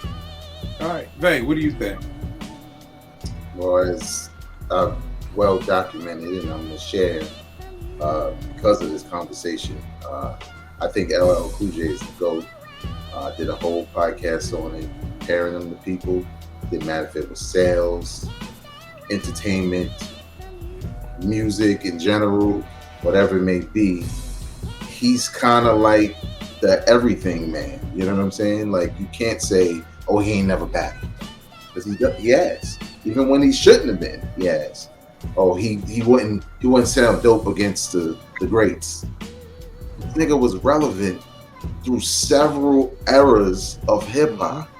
You can name them: Shiny Suit era, the Bad Boy era, the Death Row era, the fucking Aftermath, Shady and Lil Wayne era. Then a little bit later he started to fall off, but that's a long ass time before hip hop was even 50.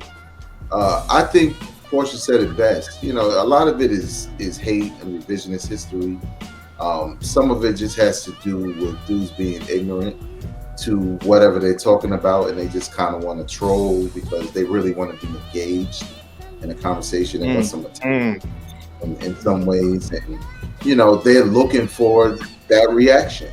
And a lot of times, like you did, Kill, you know, when you start to ask some questions, it's like, yeah, but if we sit here and start naming songs, where were you when these things were happening? Because we can go even to like doing it. That shit was rocking in the club next to Prime Bad Boy, right? Like next to everybody who was out. It was rocking Heavy D too on the low. So it seems weird to hear dudes say this, but I think it's a built-in excuse for why they don't like a certain album, because it's the same thing like, yo, Eminem ain't playing in the barbershop. Nigga, I like Eminem. Why the fuck would I want to hear that in the barbershop? Right. At all. Right? It's not like, yo, this nigga got bars. We acknowledge the skill, but since when did hood settings become the measuring stick? Man. You know, something being good to the masses. Man. You know what I'm saying? It's just stupid. That's one of the things I hate most about hip hop Twitter. Nobody was listening to it. Nigga, you was in Des Moines, Iowa. So, right. So if they didn't play it in your neighborhood, that means nobody, or they'll flip it and say everybody was on. No, you were listening to it. You're not the world. Your opinion doesn't validate. You know, it's just so stupid. Exactly. Eddie, what about you? What's your thoughts, bro? Yeah, man. I don't know, man. Either LL smashed their baby moms, or you know what I mean, like they from the Bronx or Brooklyn and took like some certain battles personally. And like I don't know, man. It's just, you know, like everything that Vague said, or everything that you said, like LL is relevant. I mean, and you want to talk about cultural relevance, like we're still talking about that Gap commercial to this day. That's not even an album or a song. That's a damn commercial that is still talked about as culturally relevant to this day.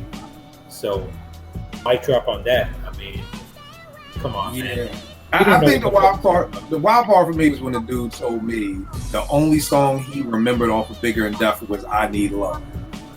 What? I said, bro, that says a lot about him. Right. That's what I said, bro. That's just telling me you don't. Now I got to question your hip hop pedigree. That's all you remember? Is "I Need Love"? Not Candy, not the Bristol Motel, not the Doo Wop. Like, That's all you remember? And it's funny because somebody had asked me earlier this week about Bigger and Deffer. Like, he thought Bigger and Deffer was the flop. He got confused with Walking and Playing. I said, let me explain to you how dope Bigger and Deffer was. I brought it from Cheltenham Mall, right? Took it home. I'm playing it in my house. My next door neighbor, I'm maybe 12. My next door neighbor is 16. He's like the neighborhood diva, Wayne, right? He hears me playing it through the wall. Bangs on my door. Yo, let me hold that LL. Like, like, fuck. Oh, here, man. All right, take it. But yo, give it back. Like, you promised to give it back. You're like, nigga, shut the fuck up. We'll get shit back. Nigga, little nigga, you good? Yo, all night I could not sleep because I'm like, I cannot let this nigga, like, but this is Debo. So, like, I know everybody at home was like, nigga, you a bitch, kill. I would have shot the nigga. No, the fuck you did. This is the 80s. Nobody's shooting nobody. This is Debo, okay? Watch Friday and understand a little bit better.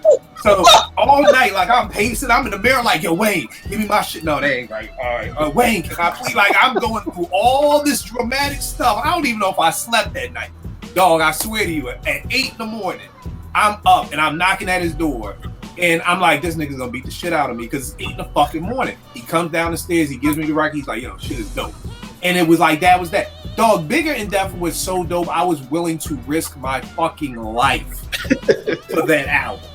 Like, my life. Like, and again, for people who don't understand, watch Friday, do the homework, then you'll understand. I was willing to risk my life for this album. And you're telling me the only song you know off that album is I Need Love? Like, bro, tell me you don't know hip hop without telling me you don't know hip hop. Like, I don't understand it. What you gonna say, bro? So I wasn't a really huge LL fan till he came to the Omni 87. That nigga burned that stage down, bro. And that's when Bad was out. And I was like, oh, okay, I get it now. Yeah. I mean, the thing is this, like, even with Walking with a Panther, there was some fake I Need Loves on there. No, it wasn't the 5 mic, what we were expecting. For me, Radio was 5 mic, Bigger and Deffer was 5 mic, so now I'm expecting a third 5 mic. I may give Walking with a Panther 3.5, which is not a fucking bad album. It just wasn't the 5 mic album I think most of us were waiting for. Dropping Them is one of my favorite LL songs that's on that album. I love that song to this day. But then you bounce back with Mama Said Knock You Out. Like, to me, which is one of the greatest hip hop albums of all time. Yeah. Because there's something on it for everybody. So when dude is like, nobody was playing L in the 90s, Booming System. Nobody was playing Around the Way Girl. Like, bro, man, come on. Where are you from, Wisconsin? Like, this, and again, I'm always like, if you want to say you don't like L, say that. Yep. And that's just cool. say that. Stand on it. Different. But to just be like, nah, that's facts, son. And then it was like, oh, see, Kill, you was younger. You was a little kid. I can't hold. Maybe you little kids was, you know, because I guess he like 56. So he like, you little young kids. Dog, here's the thing with hip hop. You didn't headline a tour in the 80s unless you were big in the streets. Because they didn't have any Billboard numbers yet. Nobody was like, okay, we have to get this artist because he got the number one song. Or we got to get this artist because he's sold out 106 in Park. He been number one. The streets dictated who would be on these tours in the 80s. So you can't say, if L wasn't big in the streets, guess what? No, he wouldn't have been headlining the tour. Right. And even though this dude would maybe been 16, 17 at the time, and I'm 13, dog, how many 13-year-old people, was going to the fucking Spectrum? Most kids at 13 ain't going to these rap concerts. So who the fuck was in these concerts in the 80s? But niggas who was 17, 18, 19. Wasn't no 12-year-old kid going to those concerts.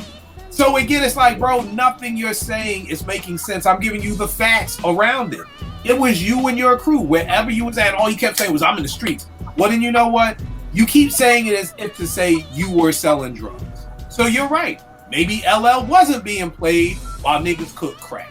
I don't know, because I wasn't in a crack house. I wasn't selling crack. Sorry. No, you have it. No, I'm going to say this documented footage and stories from LL himself, but there's footage where you can see that corroborates his stories, how he was hanging with the Supreme team. Oh yeah, it's on a documentary. He's right. Yeah. Supreme team ain't fuck with LL music. He was a kid, but they fucked with him. Everybody fucked with LL, and on top of that, before it even really mattered like that, let's not forget, this man was platinum every time, even with the whack albums. He was platinum every time up until like the 2000s. That shit is insane, right? Yeah. It's just a testament to him being able to, in some ways, reinvent himself or always stay hungry more than anything. LL is always hungry, even when you don't like the shit. He's going to try, you know what I'm saying? And then for him to put, even though I ain't like the name, because I'm like, that's some old nigga shit. What you mean the single's called Force? Like, why would you name your record that? But when I heard it, I was like, this shit ain't bad. Like, you know what I'm saying? Like, this shit high. So, yeah, honestly, Kill, remember, these niggas is scumbags. No. I feel you. I just, me and Porsche used to do the crazy shit, Kill here, here's on Twitter. And it was like, that one was just so crazy. But I like the bull. I give the bull props because he came back today like, yo, we still talking about this? Nigga, I love how you trying to flip it. Like, I'm the crazy nigga. Nigga, you just said one of the crazy. Dog, I've been on Twitter 14 years. I've heard some crazy shit. This takes the cake. This takes the motherfucking tasty cake of crazy shit I've heard. So I give you props for trying to flip it like, nigga, you still talking about? Nigga, you just act like you ain't say some of the most outlandish shit in the history of hip-hop. And LL Cool J was only relevant when he was by himself. So again, everybody watching, please, if you don't know LL, do the knowledge. Start with radio. Go back. Do the knowledge. Do everything on L. Here's the other funny part. A nigga asked me, he was like, yo, LL was an actor? And I literally had to respond like, are you fucking with me? Or are you like that ass? Like, because you sound like you're fucking with me. He's like, no, OG, like, for real, I wanted to ask you before I Googled it. I'm like, oh, okay, because I don't know anybody who's young who doesn't know LL as an actor. I think that was a troll. It could have been. It could have been, bro. Here's the thing. I want to educate. So if you tell me you don't know, fuck it, I'll play along for shits and giggles and everything like that. But for people watching, please understand, LL is one of the greatest MCs ever. Radio came out in 1985. I'm in the 5th grade. Mr. Smith came out when I was a sophomore in college. Do you understand that? 5th grade to college. Okay? Then he tried to say, oh, L was only relevant in the 90s because of the features. Nigga, he killed fucking I Shot You. Like, or Who Shot? I can never remember. It's I Shot You. I Shot You. Like, he killed that shit. He didn't need the features. What are you talking about? Boom. Mama Said Knock You on it? I don't even know if it had any features on it. Milky Cereal? Murdergram? What the fuck is you talking about? Jingling Baby remix? Yeah. What kind of house parties was you going to, nigga? Unless you was the nigga shooting up the house parties. If you went to a house party, if you enjoyed Jingling Babies, who the fuck wasn't dancing to Jingling Babies? Especially the Molly remix? Come on, y'all. So again, people just do your homework on L. He's definitely easily one of the greatest MCs of all time. Maybe one of the ones with the longest longevity out here to still be making dope music. And I won't hold you. I was not excited about him and Q-Tip's album. After hearing that first single, I'm excited to hear LL and Q-Tip's album because that first single was banging. It wasn't anything that I expected. So again, if you can tell me LL can come out with an album in 2023 that could be 3.5 mics, maybe even 4 mics or better, nigga. We're talking about, what did I say? I was in 5th grade, so that's what, 13 to 49? Come on, bro. Come on. You see, the thing with that is that it's Q-Tip, right? Q-Tip not only being one of the greatest producers, but being a student of the game. And then it's LL and it's the Queens connection. It's like, like, if this shit ain't 5 mics, they're gonna do their damn best to make it as close as 5 mics as they could get it. You know what I'm saying? Like, well, I'll say this. I wasn't excited because, yes, Q-Tip deserves all the props, but y'all know me. I gotta put shoot fair. I ain't heard of banging Q-Tip being almost over 20 years. So again, we love Tip for what he's done.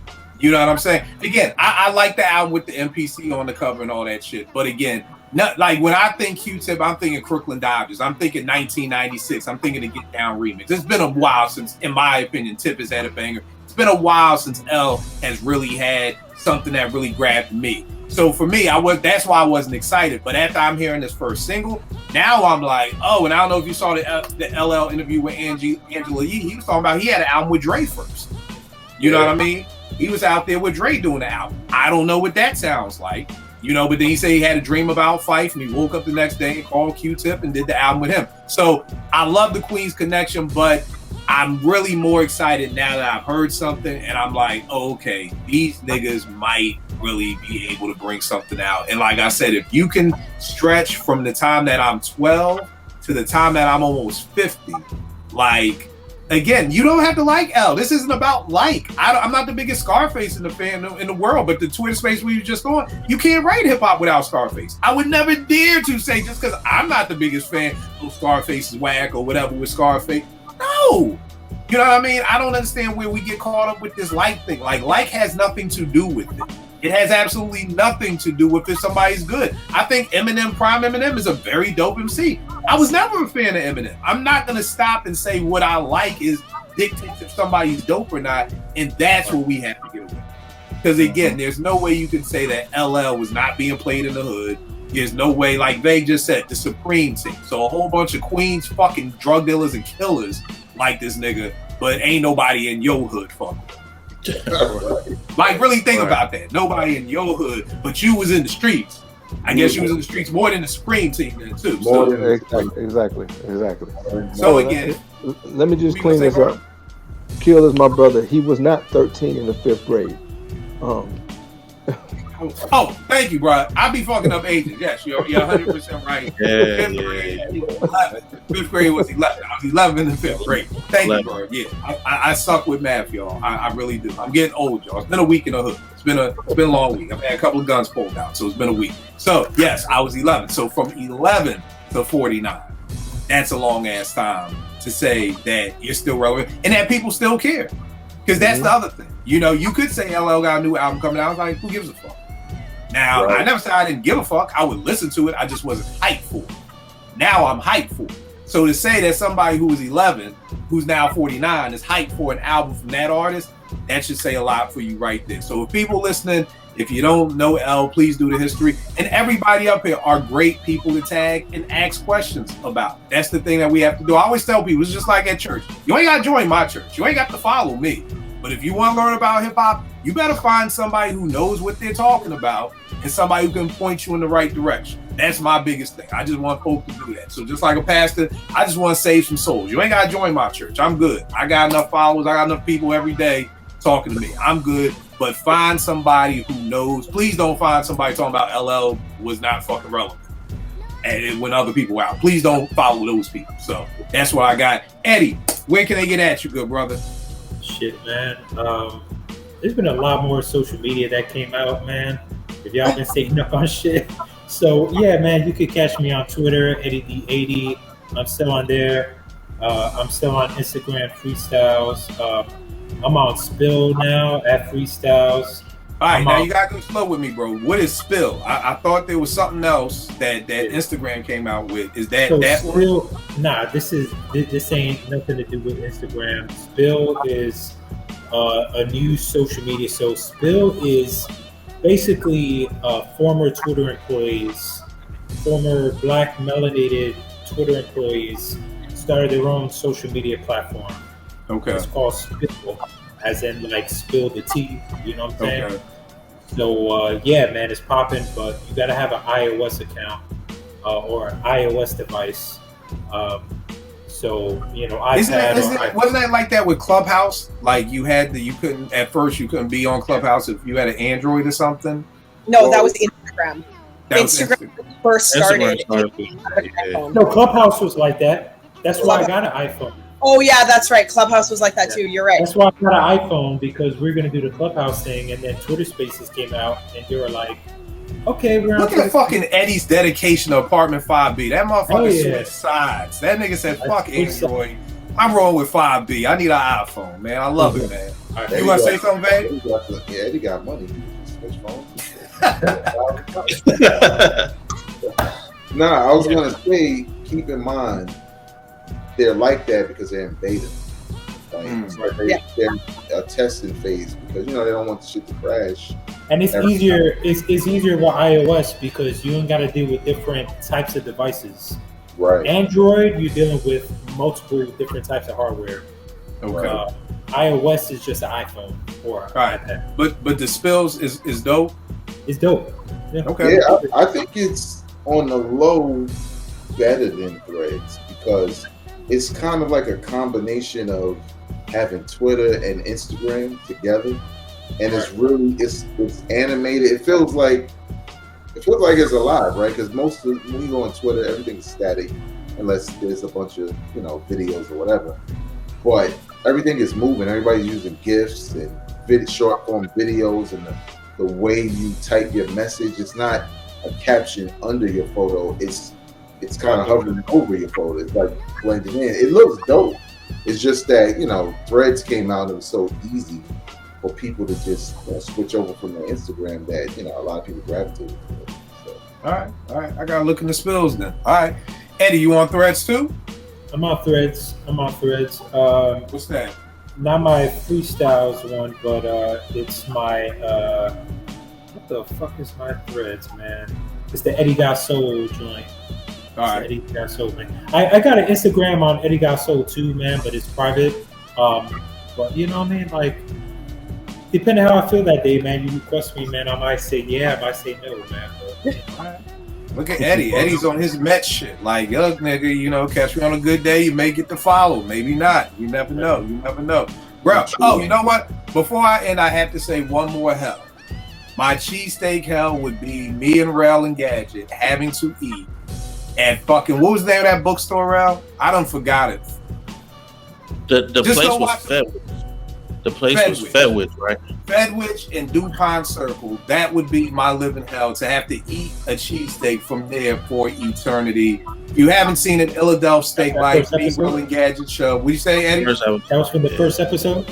Yeah, the first episode. That joint looked trash. It was Yo, horrible. it was worse in person, bro. Like, yeah, whatever you felt while watching it, it's 100 times worse, especially after you just spent $20 for that. So that would be my cheesesteak hell, having to eat from there for eternity when I'm feeding for a D'Alessandro's, a John's Roast Pork, a Angelo's, a Mama, a Max's, and that's all I can get. And yeah, so Philadelphia Steak Life, check that out. Rel, where can they get at you, good brother? Uptown Rel 215 on the gram, JBen 215 on Twitter. I ain't get on Threads and what's the other John Spill. Yeah, I ain't getting them Johns yet, but yeah, we'll see. Philadelphia Steak Life second episode coming soon. Kill, the theme song is done. I'm gonna send you it tonight. So you can put that in. And yeah, check this episode is like the complete opposite of the first one, but it's still a good episode. And also my album Caught in the Moment comes out August 4th, and yeah, more on that soon. But yes, sir. I love release dates. Vern, where can they get at you? They buying a house. Everybody's moving to Atlanta. You do it in other states. Where you at, man? North and South Carolina, Georgia, Alabama. V Malone Clothes on Instagram, V Channel 10 on Twitter, and hey y'all, I'm just telling y'all, Twitter go down, I'm gonna be like Blockbuster. Y'all just gonna have to call me because I'm not doing all these other programs. So hey, if Twitter die, hey, it was a good run. Yeah, that's how I feel, bro. Because I'm like, bro, I can't even I don't post. I'm probably 2 weeks behind on Apartment 5B on Instagram. Like, it's too much, man. It's like I can't even try to add another thing to the plate. So I'm with Vern. Twitter go down, man. Y'all just got, prayerfully y'all got my phone number, because if not, then come out to the hood, volunteer at my team. Cineveg, where can they get at you, good brother? All right, you can follow me on Twitter, Instagram, TikTok, Spill, and Threads if you want, at Vegas World INC. I'm only there to promote my shit, so if social media goes away, I don't even know y'all niggas anyways. Who cares? I ain't checking for y'all.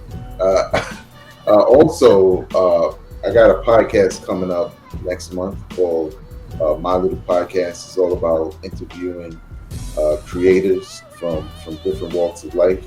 One of my interviewees, you may know, you've seen him on Apartment 5B before, Penny Patone. I interviewed him. It's a very dope interview. It's not about hip hop. None of these are about hip hop, unless I don't have a rapper on. But they're really about people and being creative and being passionate about creation and telling their story without them having to have some multi-million-dollar deal, or in Penny's case, he's in a Marvel movie, now it's time to talk to him. Kind of learning about creative people on all levels of life. And Penny's an actor, I have a director, I have a graphic designer, I have a geneticist who also has a podcast, and a content creator. And this is a young dude, right? Because I want to have this young dude on. He's impressive. He makes me feel old because I don't know what he does. Like, you know what I'm saying? Like you make content creation about the business of content creating. But when I tell you Shorty is about it, and he gets opportunities, he gets invited to Spotify and all these different platforms. And I met him at a podcasting thing, and he's a cool, genuine brother. So I can't wait to talk to him and share, what he and the others do. And this is, for those who don't know, I work in media. This is me really putting my career experience behind my podcast. Not to say that my other podcasts I didn't, but I was real casual with those. This is, and Kill, this is my interview skills. This is my production skills. This is my scripting skills. It's all of this, and it's really about you. So stay tuned for that, and I hope people enjoy it. That's dope. Looking forward to that, bro. Looking forward to that. Porsche, where can I get at you? What's your Twitter? At I Love Drake. Yeah. Shayla Porsche on all platforms. So right.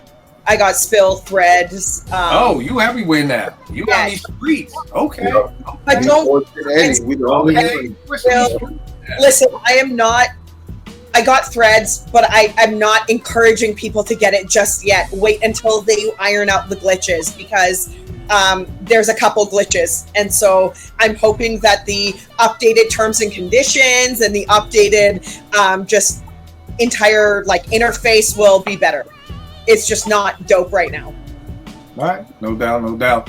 You already know it is with me, Kill Twitter, Kill889 on Twitter and IG. Follow me. Dope hip hop discussions, always something on the timeline. So I will check y'all next week, good peoples. See ya.